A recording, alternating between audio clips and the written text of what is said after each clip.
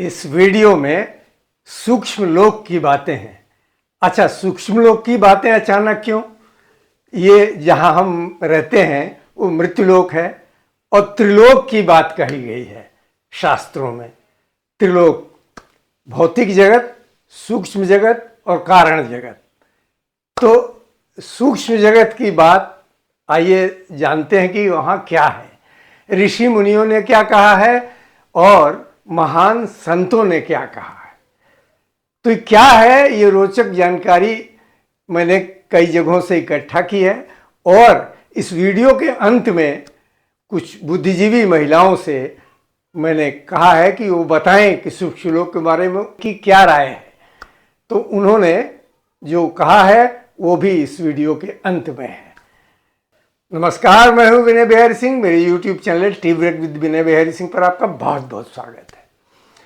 सूक्ष्म लोक में सौहार्द रहता है, हारमनी रहती है और ऋषि मुनियों ने कहा है कि वहाँ रोग शोक नहीं होता। लेकिन जो लोग यहाँ पाप कर्मों में लिप्त रहते हैं उनके लिए सूक्ष्म लोक में भी कष्ट है।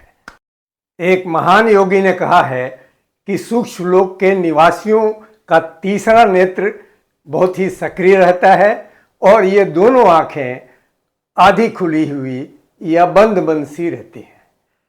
तो इसको भी जानेंगे। भगवान शिव की तरह जैसे उनका तीसरा नेत्र खुला रहता है, वैसे ही वहाँ के उन्नत लोगों का तीसरा नेत्र होता है। तो आइए चलते हैं और इस अत्यंत रोचक वीडियो को जानते हैं कि आगे क्या है।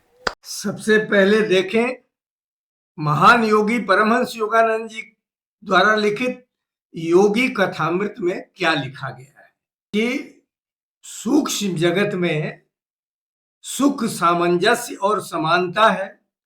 सूक्ष्म जगत वासी यानी सूक्ष्म जगत में रहने वाले अपनी इच्छानुसार रूप धारण कर सकते हैं या उसे विसर्जित कर सकते हैं। अच्छा, दूसरी विशेषता यह है वहां कोई भी स्त्री के गर्भ से जन्म नहीं लेता या नारी के गर्भ से जन्म नहीं लेता। सूक्ष्म जगतवासी अपनी विराट इच्छा शक्ति की सहायता से विशिष्ट रचना के अनुसार लघु रूप दिए गए सूक्ष्म शरीर को अस्तित्व में लाकर संतान को प्रकट करते हैं।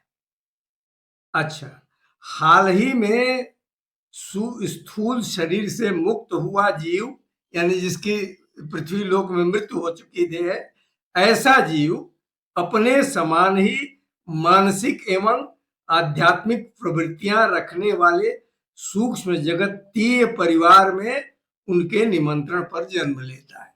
देखिए क्या विशेषता है। अगली विशेषता क्या है, तो सूक्ष्म शरीर पर ठंड या गर्मी या अन्य प्राकृतिक परिस्थितियों का कोई प्रभाव नहीं होता। सूक्ष्म शरीर में सूक्ष्म मस्तिष्क अर्थात प्रकाश का सहस्रदल कमल होता है तथा सुषुम्ना में स्थित 6 जागृत चक्र होते हैं। देखिए क्या अद्भुत बात है। और अधिकांश जीवों का सूक्ष्म शरीर उनके अंतिम स्थूल शरीर की प्रतिमूर्ति होता है। उसका चेहरा और शरीर पृथ्वी पर उसकी युवावस्था जैसा था वैसा ही दिखता है। अच्छा, इसमें एक और सबसे बड़ी बात है कि सूक्ष्म जगत है, वहां क्या है और विशेषता, प्रकाश और रंगों के सूक्ष्म स्पंदनों से यानी वाइब्रेशन से बना सूक्ष्म जगत भौतिक सृष्टि से सैकड़ों गुना बड़ा है।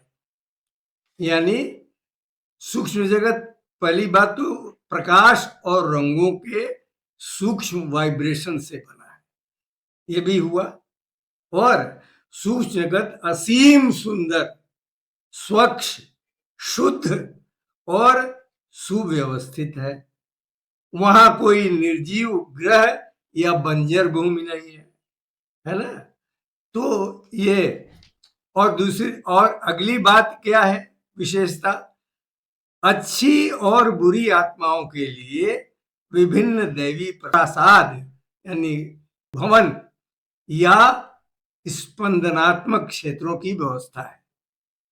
जो अच्छी आत्मा होगी उसके लिए अच्छा दैवी प्रसाद प्रासाद, और जो बुरी आत्मा होगी उसके लिए अंधकारमय स्थान, ये भी है।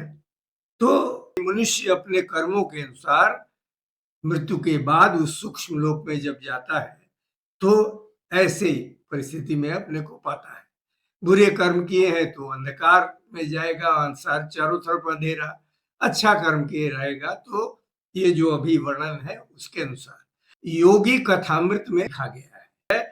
उसे दूसरी पुस्तक में क्या लिखा है, रेमंड ए मूडी की पुस्तक लाइफ आफ्टर लाइफ में उन्होंने लिखा है कि मृत्यु के बाद कुछ लोग गए एक दूसरी दुनिया में, सूक्ष्म लोक में, और फिर वापस आकर जिंदा हो गए। तो उनमें से कई लोगों ने बताया है कि फिजिकल बॉडी यानी भौतिक शरीर तो उनका बहुत कमजोर था या मान लीजिए वैसा सुंदर नहीं था, लेकिन सूक्ष्म शरीर को इन्होंने स्पिरिचुअल बॉडी कहा है, यानी आध्यात्मिक शरीर। तो उन्होंने कहा कि आध्यात्मिक शरीर, जिस आदमी का शरीर कमजोर है, भौतिक शरीर और कुरूप है, वो मृत्यु के बाद उसका सूक्ष्म शरीर या आध्यात्मिक शरीर बहुत ही सुंदर और ताकतवर होता है। तो ये उन्होंने लिखा है। दूसरा लिखा है कि सूक्ष्म जगत में बहुत ही सुंदर दृश्य और सुंदर लोग मिले। तो ये तो हुआ लाइफ आफ्टर लाइफ में क्या वर्णन है। अब आइए सुनते हैं कि कुछ बुद्धिजीवी महिलाओं ने क्या बोला है। नमस्कार, मैं संजना तिवारी कोलकाता से। हम इस संसार से इतर किसी और लोक के वजूद को मानने से इनकार करते हैं। हम वैज्ञानिक स्तर पर बिना आंके कुछ भी स्वीकार नहीं करते, लेकिन विज्ञान आज तक ये नहीं बता पाया कि मृत्यु के बाद प्राण कहाँ जाते हैं या जन्म से पूर्व इस शरीर में प्राण किस प्रकार और कहाँ से आते हैं। विज्ञान ये भी साबित नहीं कर पाया है कि जो घटनाएं पुनर्जीवन से जुड़ी सामने आई हैं उनके पीछे क्या तथ्य है। हमारे कर्म और पुनर्जीवन के बीच जरूर संबंध है। जिस सूक्ष्म जगत की बात श्री कृष्ण गीता में बताते हैं उसका अवश्य कुछ आधार है। आत्मा अविनाशी है और बार बार नए जन्म लेकर केवल शरीर नुमा चोला बदलती है और अपने कर्मों के आधार पर आत्मा नए जीवन की प्राप्ति करती है। इस विचित्र संसार में अभी भी ऐसे बहुत सारे अनसुलझे रहस्य हैं जो हमारे सीमित ज्ञान की पहुंच से दूर हैं। वायरस को हम देख नहीं सकते, लेकिन एक वायरस के भयंकर प्रभाव से लड़ते हमने पूरे विश्व को देखा है। इसलिए ये कहना कि जो दिखता नहीं उसका अस्तित्व ही नहीं है सरासर गलत है। तो ये जरूर मानना होगा कि इस लोक के परे भी अनदेखे जीवन का अस्तित्व है जो हमारे आज और कल से जुड़ा हुआ है। नमस्कार, मैं अर्चना श्रीवास्तव। इस स्थूल भौतिक संसार से परे अलौकिक लोक भी है, जहाँ प्रेम की दिव्यता है, सौहार्द की शाश्वत गूंज है। वहाँ आत्मा को सच्चा विश्राम प्राप्त होता है। जिनके कर्म पवित्र हैं, निस्वार्थ और धर्मनिष्ठ हैं, यदि हमारी आस्था डगमगाई हुई हो और कर्मों में अधर्म समाया हुआ हो, तो वह देह छोड़ने के उपरांत भी आत्मा अंधकार में भटकता है, दुख, पीड़ा और बंधनों में जकड़ी हुई। आत्मोन्नति के लिए आवश्यक है कि हम इस जीवन को तप, सेवा और सच्चे प्रेम के पथ पर अपने आप को समर्पित करें, तभी हम उस दिव्य लोक को प्राप्त कर सकते हैं।